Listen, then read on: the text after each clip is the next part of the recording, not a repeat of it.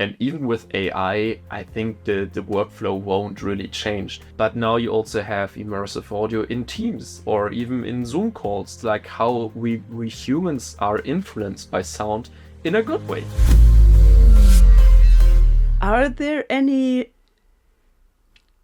like VR or immersive audio trends that you see shaping the industry over the next, let's say, 5 years?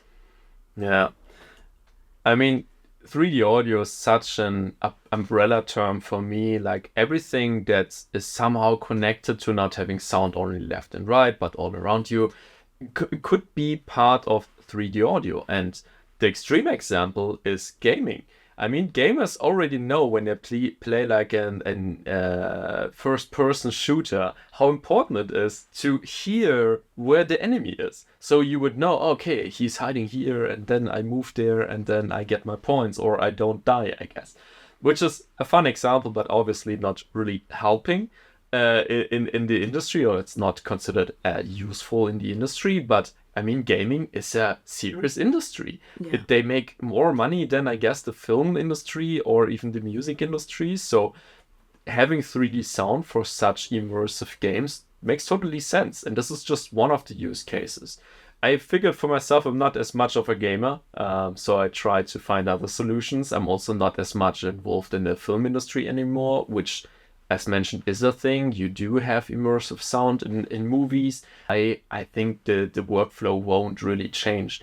Maybe we will even have more films because having such high quality films becomes more accessible. But I still feel like immersive audio is so specific, you can't really train an AI with it as of right now. But hey, Yeah. let's see where this evolves. But where I see more and more touch points is even for consumers is not just with music, like Apple Music and the AirPods now also have somehow spatial audio, they call it Apple. But now you also have immersive audio in Teams or even in Zoom calls that you would hear the people around you, and it lowers the cognitive load because your brain doesn't always have to think, okay, now who is talking, because everything is coming from the front. And you know it when there are people who have a similar tone of voice, it's really hard to tell who said anything. And for our brain, it's difficult to always decode this information. But if you have this information with spatial sound, you would immediately know, oh, person A said this and person B responded.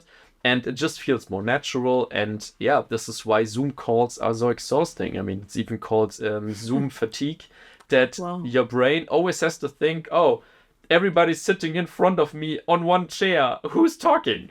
And now you have spatial audio, and somehow sound is feeling just like a natural conversation. So long answer to a short question. I think there are a lot of use cases coming up in very diverse industries, and I somehow made it my mission to find those use cases, because otherwise people just talk about, I don't know, Dolby Atmos films or even ASMR, which could also be a thing. Entertainment, of course. Exactly. Like gaming and entertainment, it's getting a little bit more like known, like, okay, that's where it is. Yeah. But I think it's also very interesting to explore, and maybe you can actually share some, like beyond entertainment, like where do you see immersive audio making the biggest impact in industries like healthcare, education, marketing?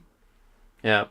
Where to start? I mean, I just mentioned communication, and we communicate on a daily basis. And I think that as soon as people understand the benefit, this is how they will change how they think about 3D audio just being a gimmick into being useful. And this is where it can also be more an effect in marketing. I mean, I just showed you this Audi commercial that I did, where they figured, oh, we are exhausted of those typical commercials where you have a fancy car and it's driving by. Like, how could we use sound for this? And if you are like brave and creative, you will find a way to use sound for commercials that just work. And it's I know it sounds really abstract. You just have to listen to it. I guess we put it in the show notes or something.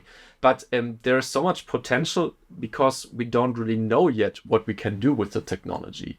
And this is where I sort of see myself between the technology and between the creativity. And I think in the middle we can find the sweet spots.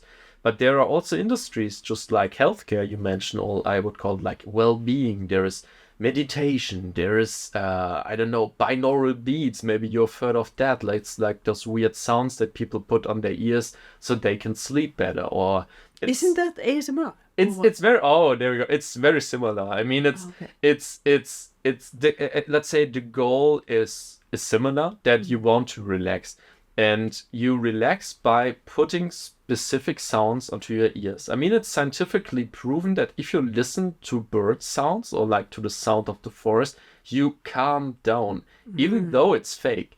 And this is proven, and this shows like how we humans are influenced by sound in a good way. Obviously, it can also be stressful to have sound all around you. That's not the goal. But in the medical sense, it could help to even to